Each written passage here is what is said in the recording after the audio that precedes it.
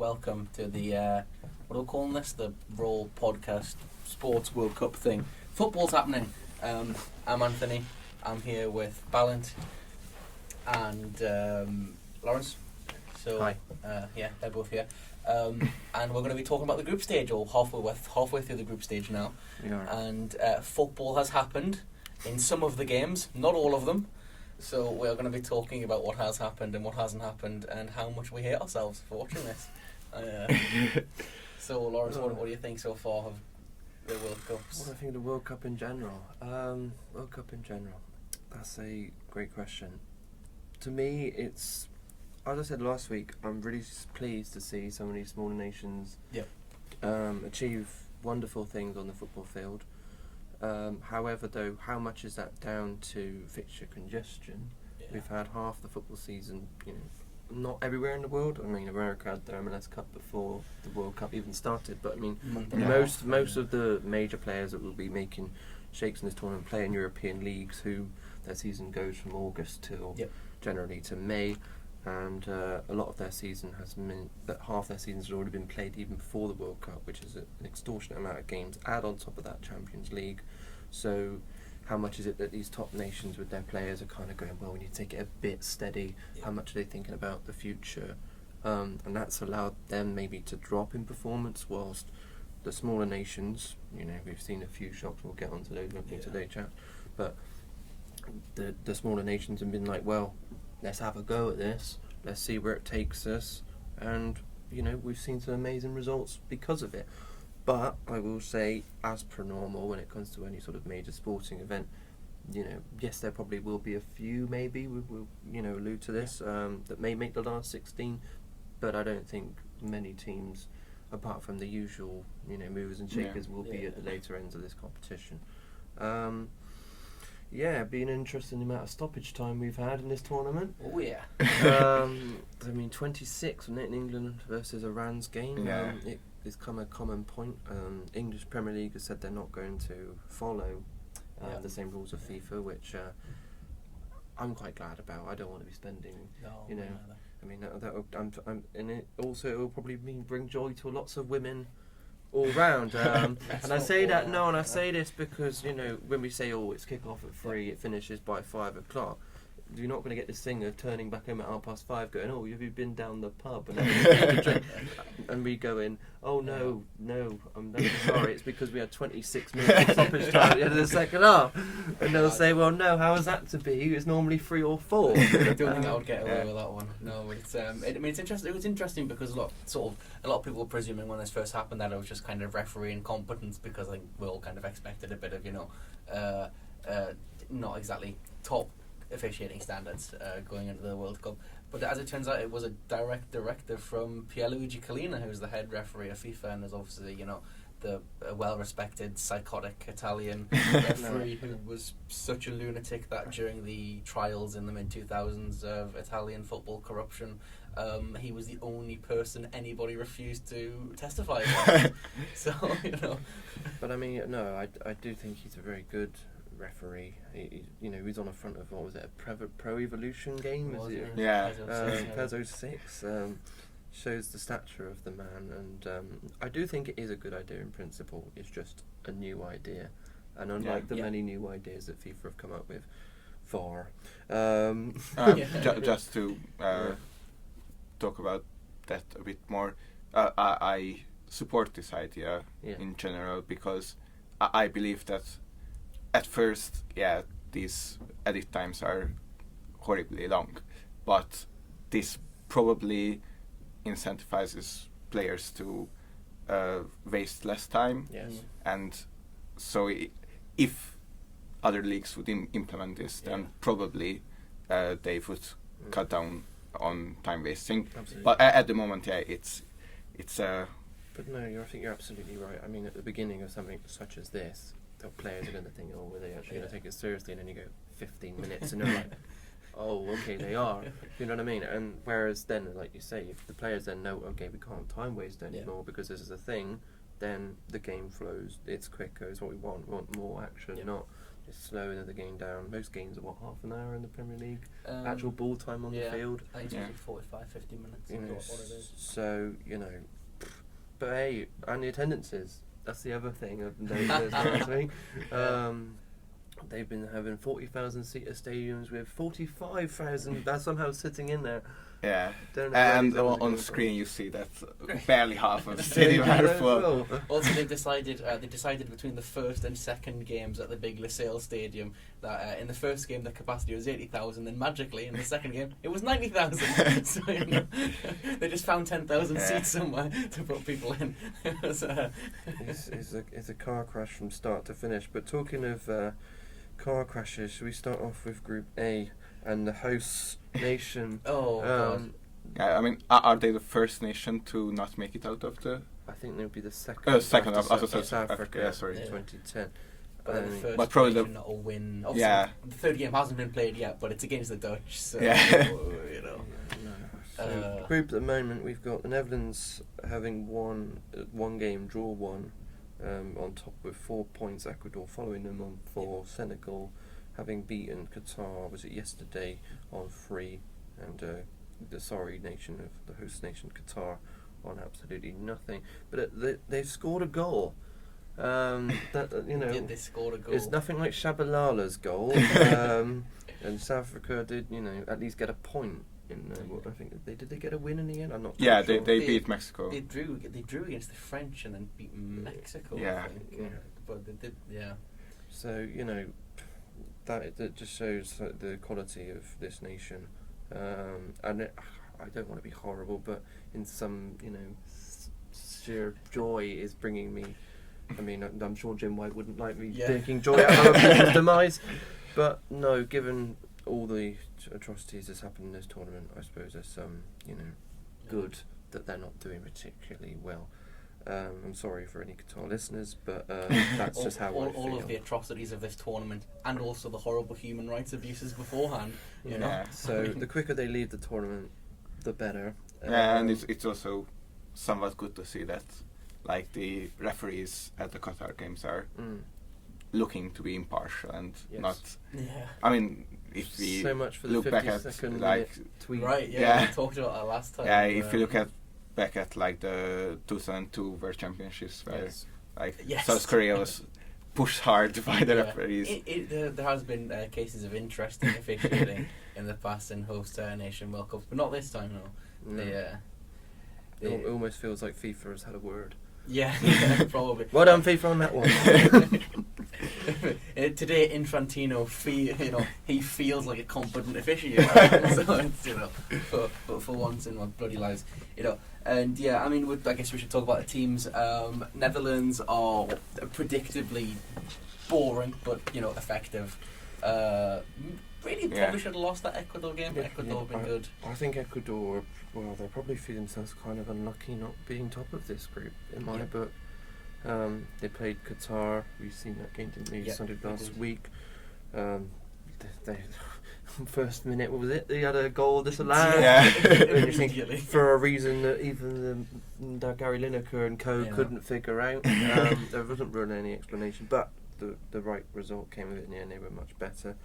Second game against the Dutch, Gakpo, who scored Netherlands a couple of goals for Netherlands, scored the opener, and then Ecuador should arguably have won, hit the bar, hit the post, were relentless, and if England's going to, but if they top the group, we'll get onto that one at the end, because we've got lots to discuss with England, so we'll move Group B to the end today. But wow, if I was playing Ecuador, wouldn't fancy it. Wouldn't fancy it one bit. They look really solid.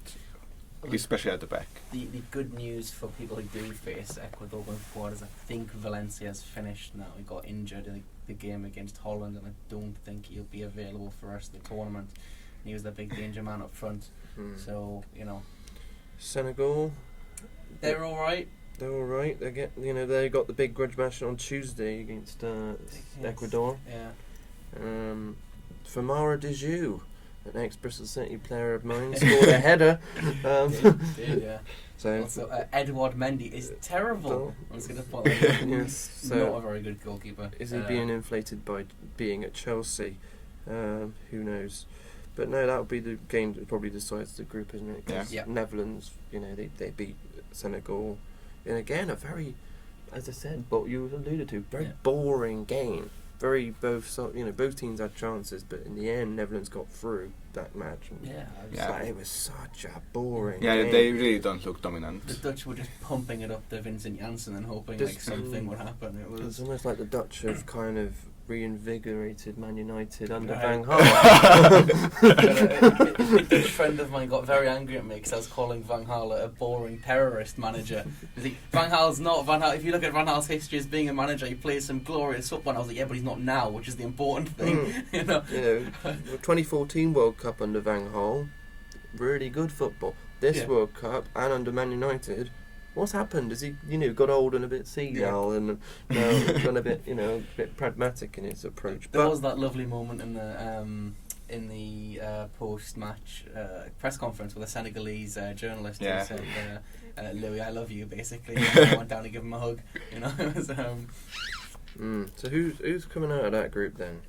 I think Dutch and Ecuador probably. I guess now looking at it, because you look at Senegal and they're all right, but Ecuador are the better side, I think. You don't think that Senegal can produce something in that game on Tuesday? I think they could, and I wouldn't be surprised if they did. But I think it would be it's safer to go with safer to go to Ecuador. Yeah, that's fair enough. So we think Ecuador could be facing the winner of England's group. Yes. Oh, Jesus. Oh, God of mercy.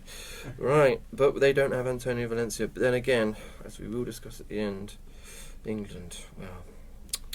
Anyway, talking about teams that frustrate me, but Argentina. They're really bad, aren't they? Yeah. They're really bad. Their central midfield is basically non-existent. It's almost like watching PSG. They got loads of forward players going for them, but not much thereafter. And then they lost to Saudi Arabia. What a result that was. Yeah, to be honest, that was a match that they should have won, and so they got really lucky. It's interesting. But in the second match, then Mexico should have won against Argentina, and they got lucky. So even in the Arabian match is interesting because Argentina should have been 4 or 5 goals clear by the first half and should have had it seen out. But that second half, they weren't the better side, to be honest. The Arabians pressed them very effectively in midfield. Rodrigo De Paul, a player who I'd been bigging up going into the tournament, has been shocking in the centre of the park for Argentina. They're really suffering without Giovanni Lo Celso. So we will have to wait and see if they can beat Poland, of all people. Poland. And Lewandowski in his penalty. Yeah. But the World Cup goalkeeper, that is Guillermo Ochoa, comes back with an amazing save, but he couldn't do much yesterday. But then, as the media love to do, Messi again. Yeah. Oh, he had a shot from the area, it goes in the goal, isn't he wonderful? Ochoa probably should have saved that. The second goal, there's not much he can do about, but the Messi goal, he probably should have gotten to. To be fair, his defenders blocked the line of sight, so he couldn't see the ball. There was an Argentinian player running across his line of vision as well as the ball came to him, but that game.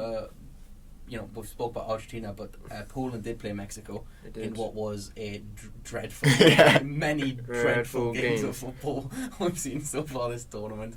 But like I say, are these players just conserving energy because they're thinking, well, we got a long season after this as well? There is a possibility of that, and there is also, I just think, we got spoiled last tournament, last World Cup. I think it was the most goals scored ever in a World Cup before, and we have been brutally and swiftly reminded that the standard of international football is not what we're used to at club level. Though it does also raise the argument, maybe not the same level at club level, but the adventurousness of teams is not there. The pressure to do well at the World Cup, as I said at the beginning, the smaller nations are able to just say, well, we're seen as being bad, so we're just going to throw everything at it. The bigger nations, it's we have to not be so aggressive. We can't be attacking. We can't do that. Argentina, they know that they're probably going to get one chance with a Messi or someone, or Messi doing anything, regardless. So they think, well, as long as we be, pragmatic and don't lose the game, especially after their first game, which was a bit humbling for them. that then they can find a way. And that's, probably why a lot of these matches are very dull in regards that a lot of these managers are very they're almost like they're playing chess with their players. Yeah. Rather than going, we're going to win the game and be, Jurgen Klopp or Pep Guardiola style and beat teams 4-5-6-0. Yes, England did win 6-2, but arguably that's because of other reasons. But many teams are going, we don't want to lose this. Yeah. I mean, it is. It's going to get worse as the tournament goes on, I think. Yeah, I mean, the again, back to the Arabians, the Arabians were playing a really attractive style of football. Yes. They weren't doing it particularly well for a lot of the game, but they were very high line, pressed, very confident in midfield. However, now as a manager who is really highly rated by a lot of spent a lot of time in Africa. He managed, I think. He won the African combinations with Gambia, I think, in 2014 or 2016. When no one expected him to either. Yeah.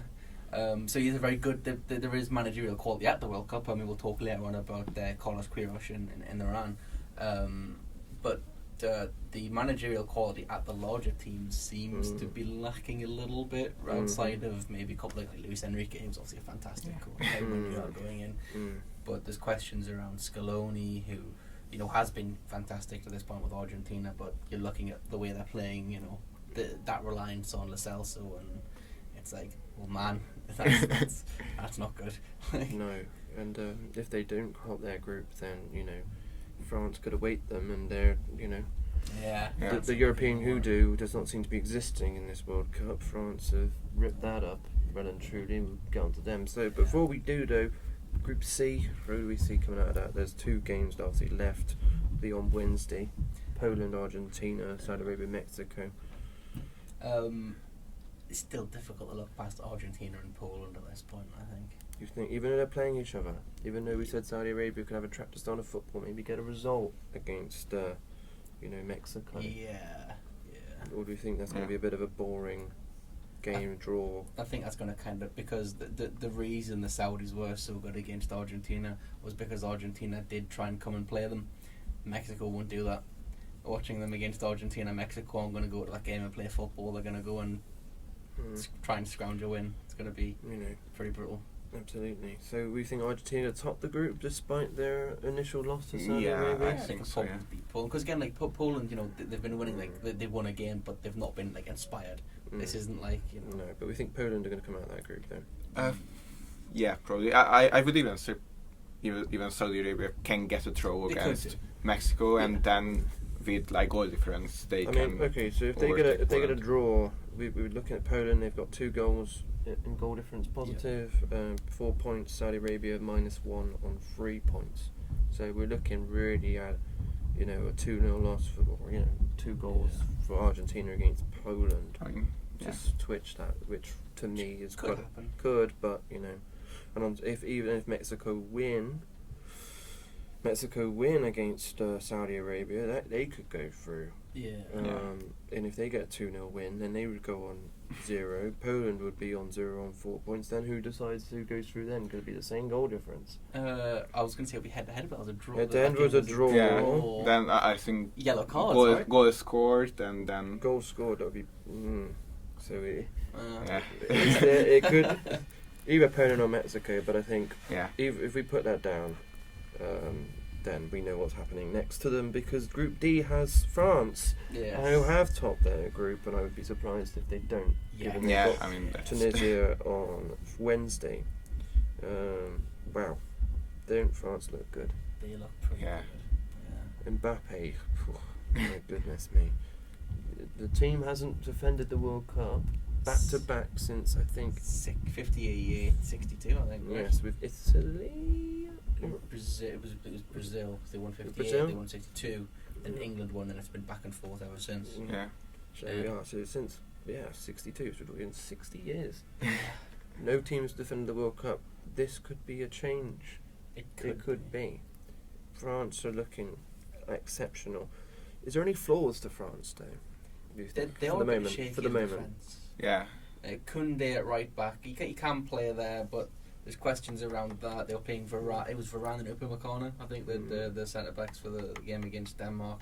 And they do have a mistake in them. And Adrien Rabiot is decent. He can do things occasionally when he wants to, but a lot of the time he just won't. He was responsible for Denmark's goal. He was marking Christensen and just decided not to. So Christensen ended up with a free header in the box. Well, also a defense. Obviously, Lucas Hernandez got injured out of the World Cup, and Sergio Hernandez is really good, and he's much better, like attacking wise than his brother, but defensively, probably Lucas Hernandez was a better player. This is Didier Deschamps as well, so no matter how good they are going forward, as they get deeper in the tournament and they start playing better teams, they're not going to go try and blow teams away. They will try and rely on their defence. But it does look very much, writing it down as we talk, the way the tournament's going to break down here. You're getting a runner-up of C, who C is just turgid as a group. Yes. With getting a Poland or a Mexico who have no capability of really scoring. Even if it's Argentina, France is going through. France is going through this game, right? So we can say that France are top in this group for a start. They'll go through to a quarter-final, right? Yeah. Straight away. Second in this group, though, Australia. Come on. Yes. Come on. I'm really pleased for them. I mean, they got absolutely destroyed by France in the first game. They really thought they were going to do terribly. And then, the second game, they got the win against Tunisia. Yeah. Which you didn't see coming, I don't think. No, Japanese second division. Yeah, I just saw that. Lovely finish as well. Duke with his ironic whatever that was. Yeah. It was his son. His son was in the crowd. It's his son's initial, I think it was meant to be. Which is very sweet. I like things like that. Yeah, I would like to see Australia go through again, mainly because I told everybody Denmark was going to be bad. You did. They are, and I'm happy about this. So, I'd like to see Australia go through. I wouldn't mind Tunisia going through. They looked good in their first game. They didn't look bad against Australia. Again, it's just like a lot of these teams, it's like the lack of quality in the squad really tells. Like Tunisia looking for a goal, bringing on Wabi Kazri. It's kind of like all right, here we go. Yeah. So, I mean, it's just Denmark have been underwhelming, haven't they, to say the least. Yeah. But they can still turn it around. They've got that one game against Australia. I mean, I think they still have the best chance to go through, but they don't look good attacking wise. Harry Suter, by the way, what a performance that was against Tunisia. Yes, the Australian centre back put an absolute shift and a half. Absolutely.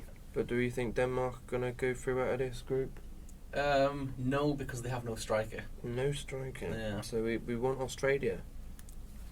I mean, I would say Denmark, but I'm Australia. But come on, let's go rogue. Yeah, probably Australia can get a throw. But the thing is, you watch those Denmark games, and they're all decent side, and they've been creating chances. But they have it's been Andreas Cornelius who's been starting up front for them, and the man literally cannot finish from a yard in front of goal. Yeah. I don't know why Poulsen is not playing. I mean, I know that he hadn't really played for Leipzig this season, but still. Dolberg got game time on the first game and was also bad, so it was like not so much of his exploits in the last Euros with his free kick. It almost seems like they've been worked out maybe a little bit, which you did rightly call last week, Anthony. My dark horses are not doing particularly great, and there's not really, talking about any differential other dark horses, there's not really, is there? Let's be honest. No. It's just the usual kind of same bag, but no one's really lit up the tournament. I mean, France definitely for the start. The other two for me are probably Spain and Brazil. That look really impressive. The other teams, no, they don't. They look kind of. It's rather that the big teams are underwhelming and not the small teams are like better than expected. So we think Australia are going to get out of that group with France. That's interesting. Group E. Now we've just had a result. Literally just before the podcast started, Costa Rica, having got absolutely battered by Spain 7-0, and looking at the stats of this game, Japan, I think they had only one shot on target. Yeah. Just like a typical FIFA game that managed to win by a goal to nil. Which blows this group wide open. Yeah. As a German fan, I have to say I'm very, very happy with this result. So we've got Japan on 3 points. You've got Spain top of the group, 3 points. Yeah. Costa Rica, 3 points. Germany, no points. But Spain and Germany do play our one game in hand. Since they're playing later today. Well, Well, should we start with you in Germany? What was your thoughts on the Japan victory, and how do you think Germany going to get out of this group now? It was a really predictable result, I would say. The same... Predictable? Yeah, because... You thought they were going to lose? No, in the sense that they have played with the same strategy for like the past 2 years under Flick and even under Löw. Yeah. So they are like having the ball, shooting on target, and they haven't had a number 9 since Miroslav Klose, and they just cannot finish it. Yeah. And then the smaller team has 2 counterattacks and wins the game. Yeah. It's like the same against Mexico in 2018, against South Korea in 2018, against Hungary in the Nations League. It's just the same thing over again. Over and over. Well, at least Manuel Neuer hasn't decided he's a number 10 yet this time. No, Manuel Neuer has not decided that he's the striker. But then, you've got Havertz. Havertz is a big game player, I thought. Whenever I've seen him play, he gets the goals for Chelsea in the big matches, and did it at the Nations League against England. So but he's also good in counterattacks. But if you are playing against a team where all the 11 players in the box, in the opposition, you need some skills, and he probably hasn't got that. I think that's the sort of theme of this tournament, really, isn't it? Teams failing to break down sitting defences. Yes. England. There is a bit. We'll get on to this, but I think there's just been like a general lack of like top quality strikers this tournament. So the teams that have them, Spain, Brazil, France. It tells quite obviously. Yes, that's a good point. And teams that don't, who are otherwise good sides. Or even teams, though, I will say, Argentina being one, right? Messi being a superb player, as we all agree. Yeah.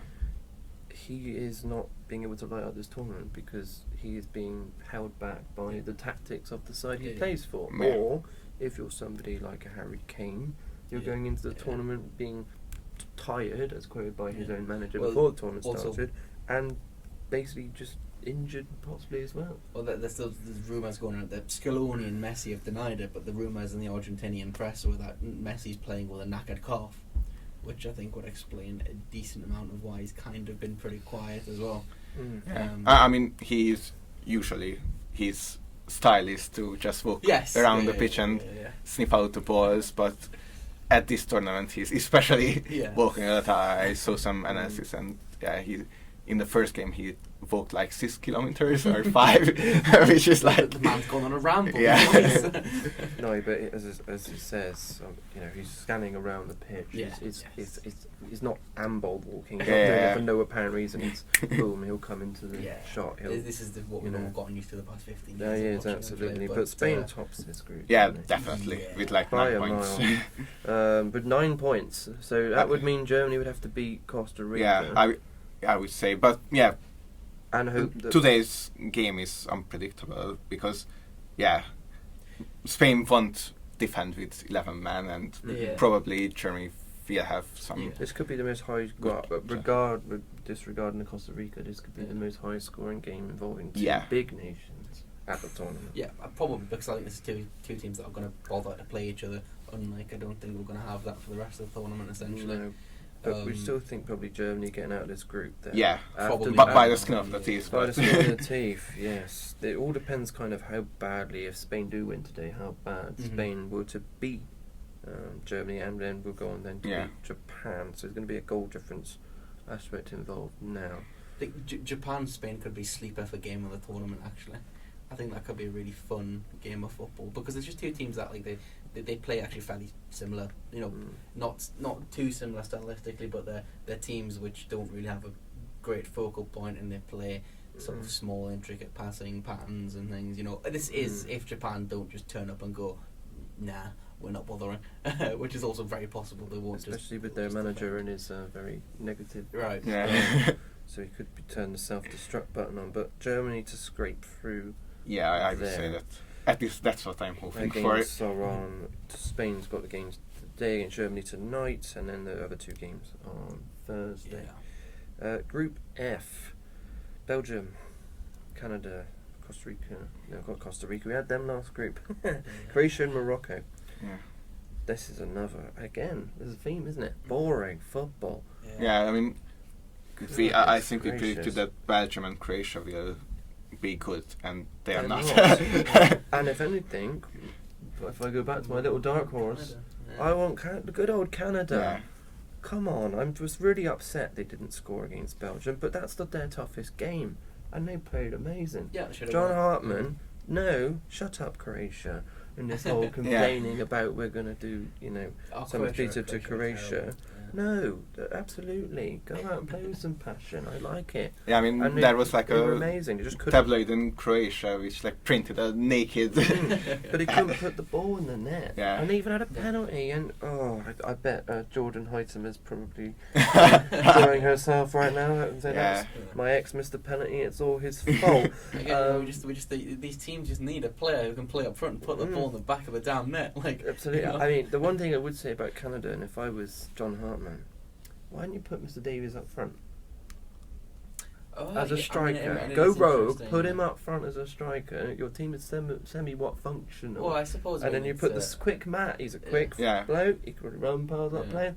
Got great left foot. Well, they've got Jonathan David who's been playing up front for them, right? And he is a striker by trade. He's not a sort of traditional big number 9. He's a winger come striker. He's a sort of smaller, faster player who plays up front, gets in behind, which will work against teams who will come play you. But the problem is anybody this tournament going to come play you. Yeah. No, they're not. And even Belgium, with Batshuayi, they just looked massively incapable. Oh, Belgium are this terrible team. They basically turned into England 2.0. Yeah. I mean, they're all like really old and yes. With not the golden generation anymore. Yeah, absolutely not. But Kevin De Bruyne won Man of the Match that award for. And said himself he had no clue why. Speaks volumes again for this tournament. But we can hope something comes out of it. But no, this group, I really hope Canada do something. Yeah, I would love to see Morocco and Canada go through that group. Partly to have Morocco in the sweepstakes and Denmark are, not in good shape. But also, Morocco are actually like a decent side. I think Canada are alright, and Croatia and Denmark are miserable. I hate them. So no, and as I say, Canada and Morocco could be this team that decides the second place, as long as Canada gets something out of today's game. Yeah. Which is also the two games in Group F are today and Thursday. Today's games being Belgium-Morocco. So Belgium probably win that game somehow. I'm gonna go Croatia, Canada, go rogue. Come on, Canada. I was going to say I'm actually going to have both underdogs win today, Canada and Morocco. I've got a feeling with both. Hopefully, hopefully it leads into a Canada-Morocco group decider on the first day. No, let's be serious. Who do you think is coming out of this one now? I'm going to go... pick Belgium top? Yeah, Belgium top and then Canada probably. Maybe, yeah. We want the Canada. I feel bad looking past Morocco, but I'll let you have yours day and we'll go Canada. We'll go Canada. Yeah, I'm going Canada just because I don't know if you've seen it, but they have a astronaut on the bench. Which is like... See, this is even better. Come on. Yeah. John Herdman, the manager of Canada, is a local lad to me, about sort of 5-6 miles away from where I did. He's a Newcastle fan, John Herdman. So come on, Canada. Let's hope that we can be still talking about them next week. Probably will be the last time, but as we've alluded, Group G, Brazil, the Samba Flares come back. Yeah, well, Neymar is out for the rest of the group stages. And Danilo, which is probably will hurt them more than Neymar's injury because Rodrigo will just play 1-for-1 for Neymar on that number 10 position and they'll be fine. Dani Alves will play right back. I don't see Brazil, despite the injury troubles, actually having any problems because their hardest game was going to be Serbia and they beat them fairly comfortably. It could be arguably goal of the tournament. Lovely finish from Richarlison. People questioned him coming into the tournament. I think a lot of Premier League fans questioned him, like, why is he starting for Brazil? And he showed why, because when he plays for Brazil, the man scores goals. And that's what you pay for as a striker. I mean, it's sad to see as an Arsenal fan that Richarlison is starting ahead of Gabriel Jesus, but after I saw the match, I can see why. Well, even in that statement there, the fact that Richarlison, who's scoring lots of goals, is playing ahead of Gabriel Jesus, who's in the Premier League is scoring lots of goals and being very prolific. And with Neymar on the bench and Rodrigo, and the list goes on here, doesn't it? So many goals. Rafinha scores. He's been scoring in Spain. Vinicius Junior has been scoring. Another one. So you've got Bruno Guimaraes who can come on and score goals. We've got Paqueta who scores goals. Goals. Is there anything that just a bit like France? Really, is there anything? And probably Spain. Is there any weaknesses in these sides at the moment? We said France and their defence, possibly. I think by Brazil, man, I watch them, and Serbia. I still think Serbia are going to be a very good team, and that'll bear out. I think Serbia will still get out of that group. They couldn't live with them. Mitrovic had to drop so far in to just even have a whiff of the ball, and I think that's going to be the tale of playing Brazil, because they will outplay you, they will out physicality you, they'll run you off the park, they will score as many goals as they want to score. I don't see, unless you can injure 4 or 5 of their players within the first half, I don't see them you having a good chance against them. Of course, you never know. Football's football, but football is football. We have seen stranger things happen. Yeah, I would say that their weakness is probably defense, especially with Daniel's injury, but it will only hone them in the semi-final and the final. If they decide to hold themselves back. If they play a side that, like in the Copa America, who decide in Argentina just to sit back and be annoying, and that's the one probably downfall of these sides is can they break them down? But Brazil have goals all over the pitch. Anybody's going to do the break. Brazil is the one. So Brazil to top the group. Anybody else in this group? Switzerland did get a good result against Cameroon. But they it was a closer match than I expected. So it was not convincing. Again, a game which kind of just lacked quality, really. Cameroon come in with not the worst side in the world. They got Choupo-Moting, who's been scoring a lot in the Bundesliga, the Switzerland-Serbia game will be the decider, and which is on Friday. It will be the last day of the group stage. And it will be fun with all these Albanian Swiss players. Yes, that will come up again. I've been Cameroon. Unfortunately, he's a good side. Yeah, probably they'll finish bottom, but out of all the bottom teams in groups, probably the better one of the bunch, which is just unfortunate. The group they're in, out of Serbia and Switzerland. I'm still gonna go Serbia, because it just I love Mitrovic, first of all, my baby boy, and they are a decent side, and although Brazil did just overpower them in the end, they were you could see makings of it. If they're playing a team who doesn't have all of this attacking talent, they'll be able to get forward more, they'll see more of the ball, and they'll cause problems. Absolutely. I would probably say Switzerland, but it can be either side. We'll put down either, because it's a toss-up, isn't it? Yeah. Their game is on Fridays. They'll be one of the last games, if not the last game, to finish. So, we'll put them both down for now, like we have with Poland and Mexico, because we're not sure. The last group before we go on to England's, and we talk forever and a day how bad they have been. Portugal. Not convincing. The penalty. Neither of the teams are convincing. Ronaldo is supposedly a genius for winning a penalty, which was never a penalty. Never. Ghana almost done the old school thing of hide behind the goalkeeper, almost equalised. I was actually pleasantly surprised. I knew Ghana were going to be okay, but I think they gave Portugal, once Portugal went ahead, they gave Portugal more of a game than I think a lot of people were expecting them to. And I think it shows how, again, if you're a little side, don't be scared of the big side, because I think the big side are more worried about losing to you than the other way around. And also the coach took off Kudus, who is probably the best players, and they conceded 2 goals straight after that. Also, on the flip side of that, the Portuguese manager Fernando Santos is a clown. Not starting Rafa Leão is just war criminal levels of there was actually somehow a worse manager in this group that I'll get on in a minute, because I have a little Uruguay rant to go on. I was so angry about that too. But anyway, we got Rafa Leão comes on, and like you said, scores. Kudus comes off, Leão comes on, Portugal scored 2 goals. You know, we could be football managers. Yeah. So sometimes football is just a case of picking your best players. Bizarre. How bizarre. How bizarre.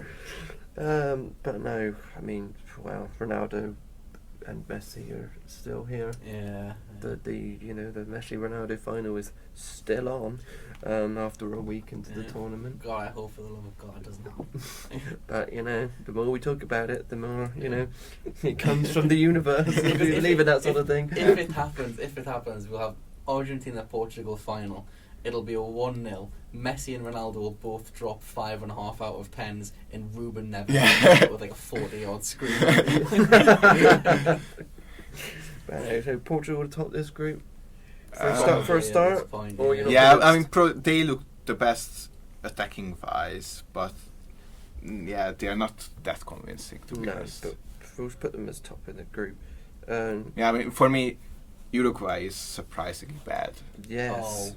Please go on your rant, Anthony. I was really looking forward to watching Uruguay play this tournament because I think they have 2 of my favourite players now to watch, Federico Valverde and Georgian de Arrascaeta. And Alonso, you clown. This man of sheer incompetence, this man of so low IQ. He looks at this great team he's got and goes, no, we're going to play a child who spent last season on loan at Alaves where he barely played. The man does not get any game time for Manchester United. We're going to play Luis Suarez, who is unemployed, hasn't played a game in 3 months, and is not what he used to be, despite having other good striking. And like Plessis played 88 minutes. Right. So it's probably justified if they start him and then stop him off at the 60th minute, but to play 88 minutes. Arrascaeta didn't get on the pitch, which is a crime. Arrascaeta is the best player in South America and has been for a couple of years now. And Alonso looks at this man and goes, "No, what we need is Facundo Palestri." What? I don't.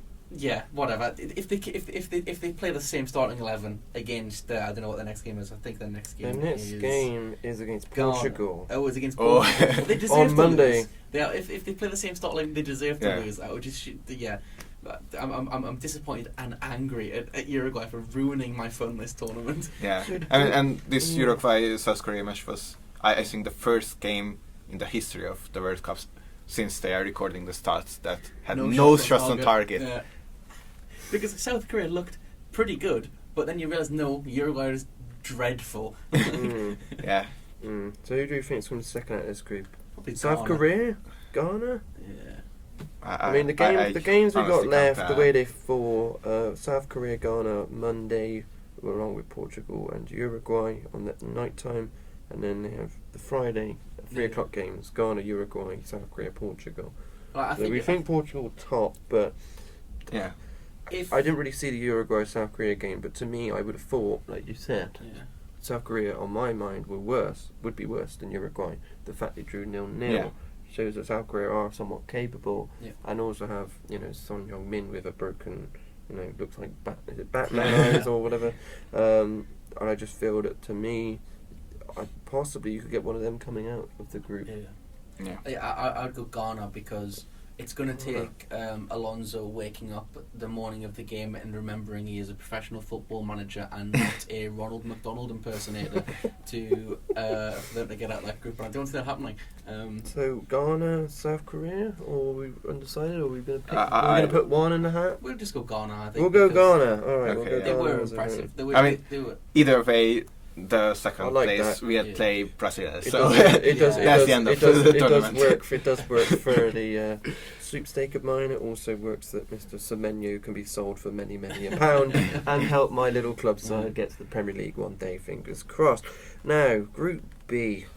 We leave this to last, gents, for obvious reasons. The home nations are in it.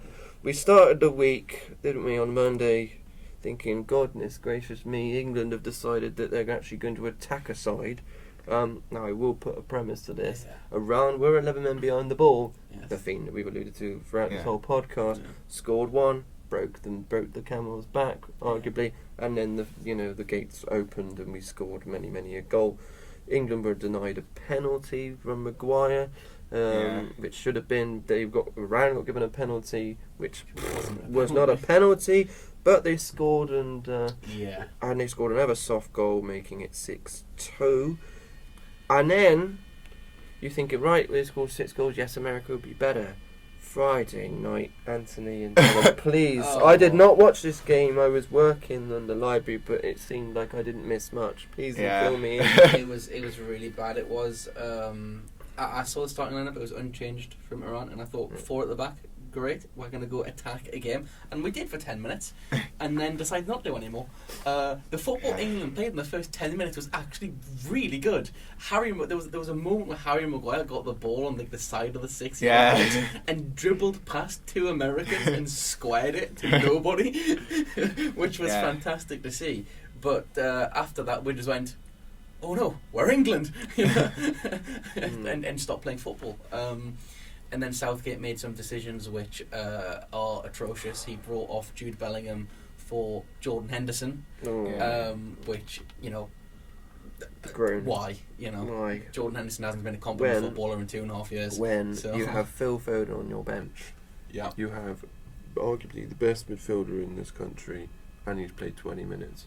And then he talked in the post conference afterwards. I saw the highlights, and he says, today I wanted a bit of pace in Rashford on the side, and I wanted Grealish on the other side. We wanted to change the wingers, but when he's talking about Foden, so in my mind, listening to what he just said, meant that he wants to play Foden as a winger, which Foden is not a winger, and then you play Mason Mount over Foden, even though arguably, even though I have a bit of a thing against Guardiola, given that his money bags whenever he goes anywhere, but even Guardiola, who arguably is still a very good manager, says that Foden's our best midfielder, and yet you play Mount over him and then sub on Henderson. Because Phil Foden, my goodness me, does play off the left for Pep Guardiola's Manchester City, but playing off the left as an inverted forward for Pep Guardiola is so much different to playing as a traditional winger for Gareth Southgate.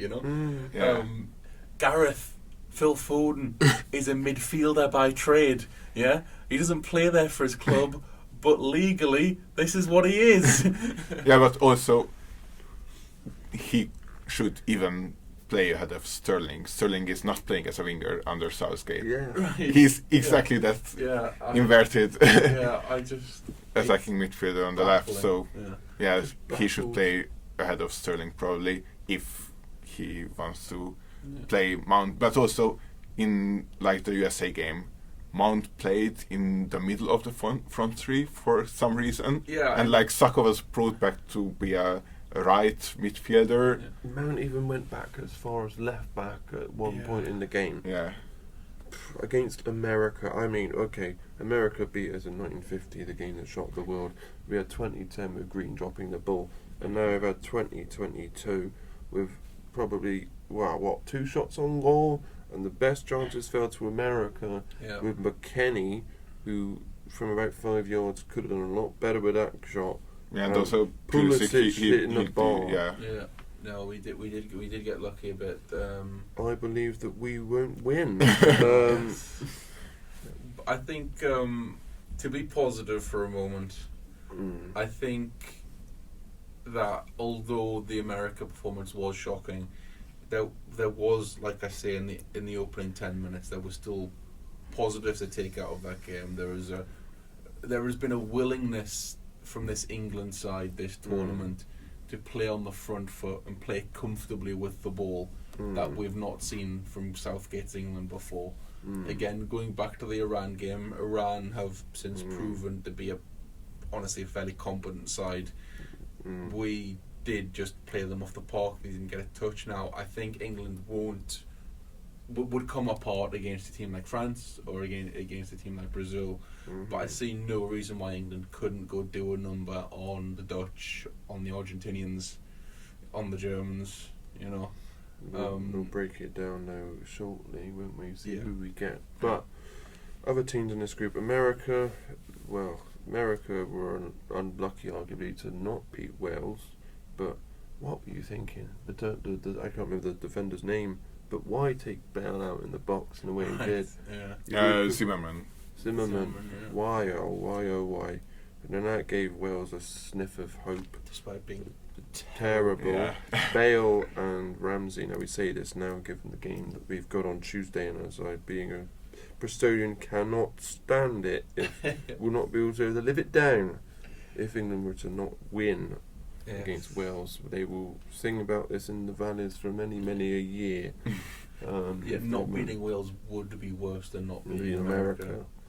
I can deal with not being America because you just be like, well, okay, we're still kind of friends, aren't we? You know, and also that American team is talented. Like, their manager is like we were talking bad about America because of their coach, not that team.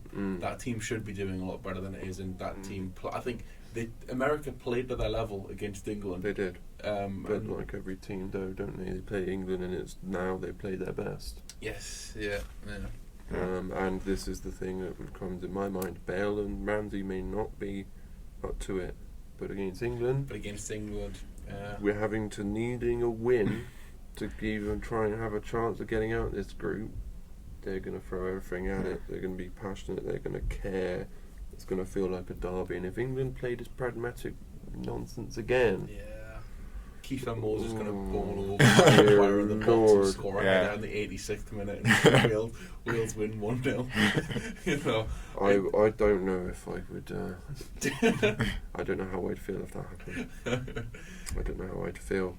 The other two teams, though, I mean Wales, around the United States, but Wales. Let's go up with them actually. Rambling here. Wales, well, they drew 1-1. They were bad. And then they got even worse with Mr. Hennessy deciding to repeat Mr. Schmeichel. I can't remember, what was it, 80s when he headbutted, was it Platini or one of the French players? Oh, no, it was Schumacher. Schumacher. I was remember the German's name. Schumacher was the goalkeeper. First red card of the tournament. And now they got Danny Ward in goal, who arguably I would say is a better goalkeeper.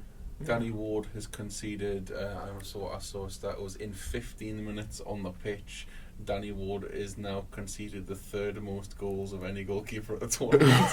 This is slightly unfair. It's slightly unfair though, when the Iranian first goal in that game was outstanding. It was a lovely goal. Lovely goal. What was it, the Iranians scored in the 98th, then the 100th minute. You know? Going back to the 15 minutes of stoppage time, we're talking about many a time.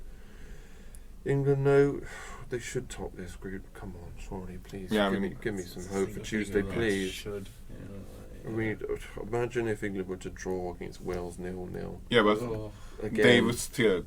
I think they. Even if they draw, they would go top of the group. I don't want them to draw and to win. The flip side of this, it does make the Iran-America game, which was a game always likely to be interesting. Yeah, and the USA has to win to go through. Pretty much the decider for the second place. Yes. Who didn't they play? I think it was 1998. They played in a World Cup, and Iran beat America.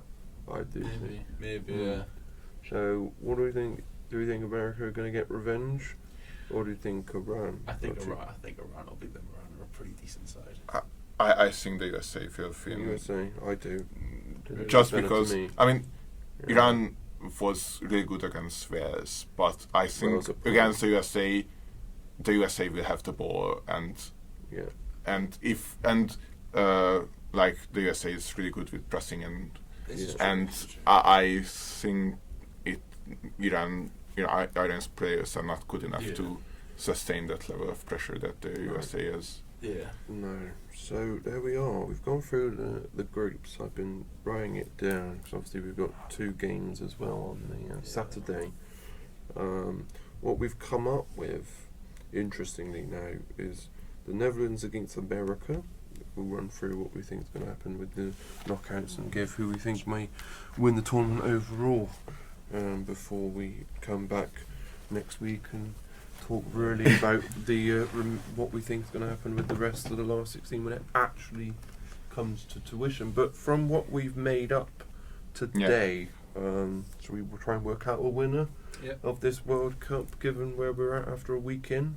So we've got Netherlands, America team. We've divulged into what they are. Yeah, I mean, prior to the tournament, I would say Netherlands, but now the We USA got one. looks alright, but I would say Netherlands. Netherlands. I'm still going to say Netherlands. Netherlands. Fine. So Netherlands, America, Netherlands. So I think that's just a game where Frankie de Jong just, ruins the American play style. Absolutely. Win one now. Van Gaal gets his quarter-final. Yeah. Argentina, Australia, interestingly. It's probably Argentina. Yeah. Argentina, I think we're all in agreement, Messi fans away. That's a very stereotypical quarter-final we've made there. Yeah. Netherlands, Argentina, a repeat of the 2014 semi-final. Yeah, 1978 final as well. 98, yes, indeed. Spain, Canada. Good old Canada. Can they go one step further and beat Spain? No. No chance. No. It's probably a bit of a bludgeoning that actually. I do. In Spain's favour. Brazil, Ghana. Come on, man. Yeah, Brazil with Brazil. their. Now, what a game we've made there, chaps. Two of our teams who we think have done particularly well facing the quarter-final. Spain, Brazil, that'll be a lovely game of football. Spain, Brazil. Probably the only other game of football we get. Yeah, absolutely. England, Ecuador. Do we see an Iceland happening again, or can England scrape like they did in 2006 at the same stage? I think England will scrape. Yeah. Or is it penalties? Yeah, it will probably like England, Colombia. Harry Kane, 116th minute penalty, which wasn't deserved. 1-0 England. England. Yeah, I think quarter-finals for England would probably be justified, given where their ranking is and probably where we think they stand on a football in terms. Also, Southgate does just he win knockout games. That's kind of his thing. Well, against he didn't win the final, did he? No, against crap sides. Well, on paper. Although Ecuador aren't even that crap. No, they're not. No, but then again, Bálint, Hungary. Yeah. We should, let's not count Ecuador out at all, but we'll go England because come on England. France versus we didn't really decide group runner-up of C, but Poland or Mexico. Yeah. France are going through either way. Playing England, well, I think that could be the end of England. Yeah, that'll be the end of England. Unless Deschamps decides to lose on a penalty shooter. Now that would be the most shocking thing of the World Cup. Yeah. Even more so than probably Saudi Arabia and Argentina. I would love that, England beating France on penalties. There's some hope. We've got hope. No, two turgid teams, Belgium and Germany. Oh God! Germany, I still got to go Germany. Germany with their past, surely. Yeah. Germany are bad and young. Belgium are bad and old. Germany is a side that is bad against bad teams and good against good teams. So I would say Germany. Germany. Yeah. Portugal versus Serbia and Switzerland. Now, hold on. Serbia did top a group. Was it with Portugal? In the qualifiers? I would say Serbia. If it's Serbia go through. If it's Switzerland, Portugal go through. I would say the same. Yes. This is a... So Ronaldo could be at... may not get his final. We'll put them both in for now. I think we'll get to a thing in a minute. So we said Serbia if they go through. Yeah. If Switzerland, Portugal. Yes. Because I think then, to be honest, either side lose to France anyway. France make a final. We're saying here, though, with that barring some sort of unforeseen France-shaped catastrophe happening between now and then. Netherlands, Argentina. That would be so bad. It's such a bad game. This looks like penalties, doesn't it? Yeah. This looks like penalties. Which is Van Gaal's speciality. He always brings an extra keeper just for penalties. Oh, he did. Did he this time with his Eredivisie? He did. The plan was to bring Tim Krul again. Yeah. But Tim Krul refused to do the extra training for the penalties. So Van Gaal very publicly dropped them in the press conference before the World Cup.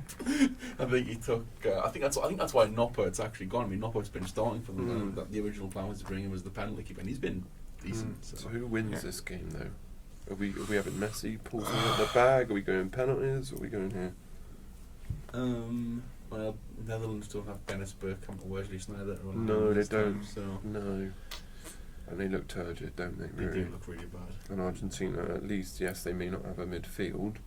No, but their they do have attackers, Lionel Messi. and they do have Lionel Messi, so you got to edge towards them. I would say Argentina. Now, Spain, Brazil. We could have game of the tournament here. Yeah. We could have game of the tournament. There's another game of the tournament. Yeah, I think Brazil are probably just too good for them. Do you think? Yeah, I would say so. Spain are a good side, but this full-back's still a bit of a problem for them. They don't really have a reckon. I mean, Alvaro Morata, is their only recognised striker really, and he's not the guy you want playing up front for you in a quarter-final of a World Cup against Brazil, is he? No. He's not a bad player, but he doesn't turn up for the big games. Yeah. Or, to be honest, if Morata doesn't start and they start with a false nine and young, fast attackers, they can cause trouble with the old Brazilian defenders of this is true, but Marquinhos and Thiago Silva. I think if Spain start with a false nine, Tite just goes Casemiro on him. That's true. That's the end of the game. True. So we think Brazil. Yeah, I would say Brazil. Yeah. Brazil. Semi-final. Wow, we're making some good games here, James. England, France. France, yeah. As much as it would make my year. It would make my year if they did it, but to beat France. But I don't see it. I don't see it. But as I said, France, they have a really weird way of just in the Euros last time. It was France are going to be the best team here, and they messed up. I mean, against a Swiss side, and they didn't play particularly adventurously, and they played a bit defensively, and they've not even we've talked about France, and they were impressive when they sort of steamrolled the teams they've played. I mean, they didn't really steamroll Denmark, but they've not. It's a Didier Deschamps side, right? Yes. They have all this talent. But it's Southgate versus Deschamps. This will be a miserable game. And for me, with just not on the managers, but just on the. It just feels very much like the players for France are better.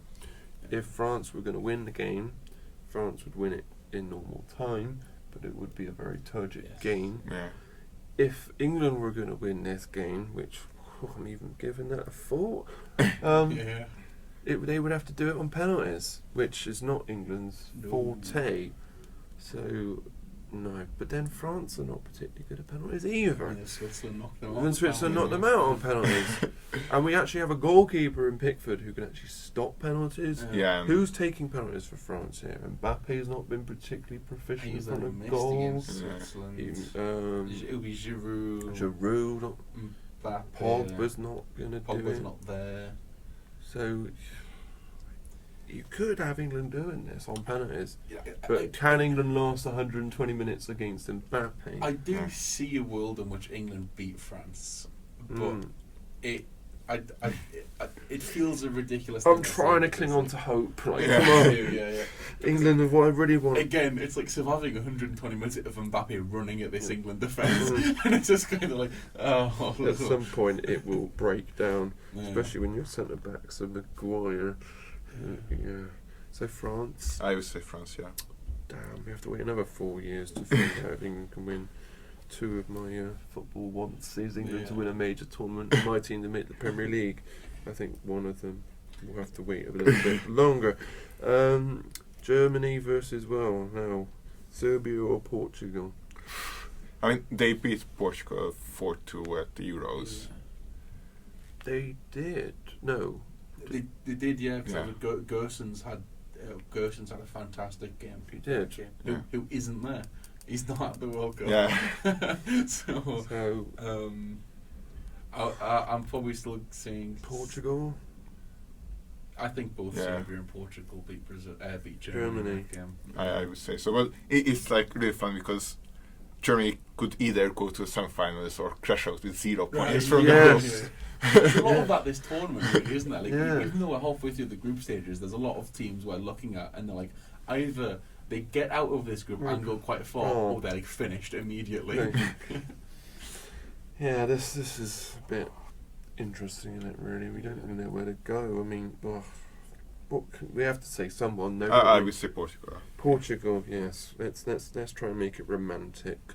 Portugal. Messi, Ronaldo. See, I think the funniest thing about this is Messi and Ronaldo get to the semi-finals and are both robbed of the final. That's a good point. Do you agree with the same thing? Do you think it'll be a Brazil-France final? Repeat of 98? Yeah. I would say so, You'd say so. That was a nice, easy, quick decision. I quite like that point, though. Yeah. So Brazil-France in the final. I think Brazil get revenge.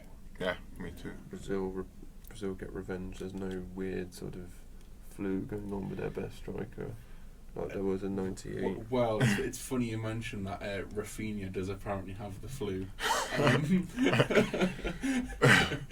Neymar's done his ankle, Rafinha has the flu, so you never know, but it is difficult to look past this Brazil side. But France, I mean, both of these sides are really interesting because they're both managed by fairly regressive coaches. They're both stacked with attacking talent and suspect defensively.